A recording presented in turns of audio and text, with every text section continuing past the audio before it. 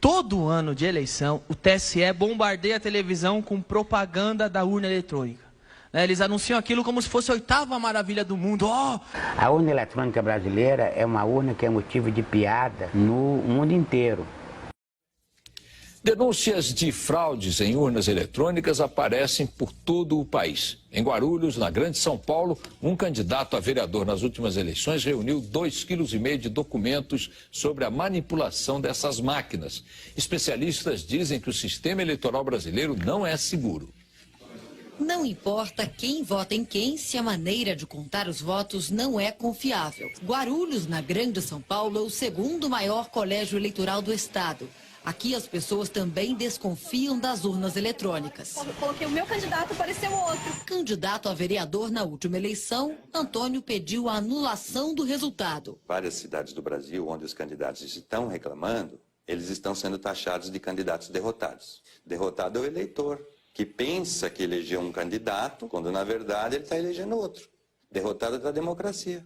O contador decidiu mergulhar em documentos do próprio Tribunal Eleitoral e cruzar informações em 2004, quando ele também disputou as eleições municipais. Em 1 ano e 6 meses, reuniu 2,5 kg de denúncias. O equipamento é programado por cartões de memória chamados flashcards. Cada um abastece 100 máquinas, uma de cada vez.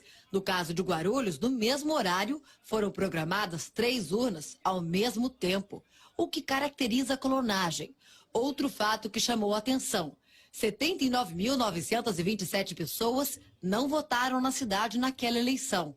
79.927 somaram brancos e nulos. 79.927 foi o número de eleitores que justificaram o voto em Guarulhos. A gente poderia concluir que essa probabilidade é impossível, ela é infinita, e o mais seguro nesse caso é que alguma coisa de errado aconteceu na definição desses 3 números iguais. A Justiça considerou as provas insuficientes. Especialista em direito eleitoral, esse advogado foi entrevistado por nossa equipe de reportagem sobre o caso 4 anos atrás. Não acreditava na possibilidade de fraude. Me desculpe da colocação que eu fiz há 4 anos atrás, porque hoje a minha impressão é muito diferente. Nesta última eleição, eu acompanhei muitas situações, muitos casos que me fizeram desconfiar fortemente de fraudes praticadas no procedimento relativo à justiça eleitoral e fraudes praticadas dentro da máquina eletrônica, alterando a votação recebida. O Jornal da Band mostrou a revolta dos moradores de Caxias, interior do Maranhão. Eles programam ela aí do jeito que eles querem. Em todo o país existem suspeitas. Se em todas as cidades praticamente eleitores reclamaram que não estava aparecendo a foto certa, alguma verificação deveria ter sido feita, alguma análise, testes, e isso a Justiça Eleitoral não tolera e não aceita. Em Itajaí, Santa Catarina, outro relatório levanta indícios de fraude. Em Nova Esperança, no Paraná, técnicos também registraram as suspeitas. E em Bragança Paulista, no interior de São Paulo, a desconfiança virou documento. 32 cidades do sul de Minas organizam um movimento que pede a transparência do voto eletrônico. O voto deveria ser impresso, é a opinião de boa parte dos especialistas. 2 contagens seriam possíveis, a do computador e a do papel. Hoje, no Brasil, não há como saber o resultado da apuração de cada urna. Se você for pedir uma recontagem numa urna eletrônica, qualquer urna que for, ela vai te dar só a totalização. Outra crítica é o acúmulo de poderes do sistema eleitoral brasileiro, que compra, programa e distribui as urnas eletrônicas, verifica todas as etapas do processo, é responsável por definir as regras da fiscalização e também por se fiscalizar. Não pode ser a fiscalização regulamentada pelo fiscalizado. É eles que nos dizem, eu sou fiscal de partido, eles que nos dizem o que eu posso fiscalizar. Eu não posso, eu falo, eu quero ver isso, eles dizem, não, isso não pode, isso não está na lei. Eles que escrevem a lei. Não é? Agora, que merda de democracia é essa? A fraude totalmente inviável. Se não for um erro do eleitor, o que pode ser?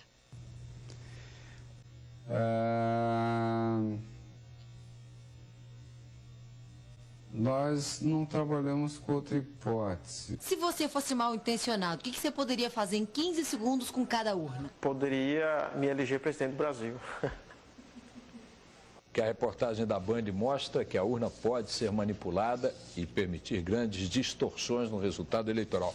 O presidente do TSE, ministro Aires Brito, que sempre aparece na imprensa dando declarações as mais variadas, surpreendentemente desta vez não quis falar sobre o assunto de sua alçada. Não é? Agora, que merda de democracia é essa? A urna eletrônica, portanto, é uma ferramenta para a preservação desses políticos que estão aí. Como é que se pode falar em democracia numa eleição de cartas marcadas? Muita propaganda sobre o sistema brasileiro para os brasileiros, dizendo que nós somos os países mais avançados em questão de voto eletrônico, que o sistema é muito confiável, mas tudo isso é propaganda interna só. Fora do Brasil, o que está acontecendo é tudo muito diferente. Sem transparência na votação, sem transparência na apuração, na fiscalização, na auditoria dos votos, é virtualmente impossível, é totalmente impossível você ter certeza de que aquela votação reflete a vontade dos eleitores.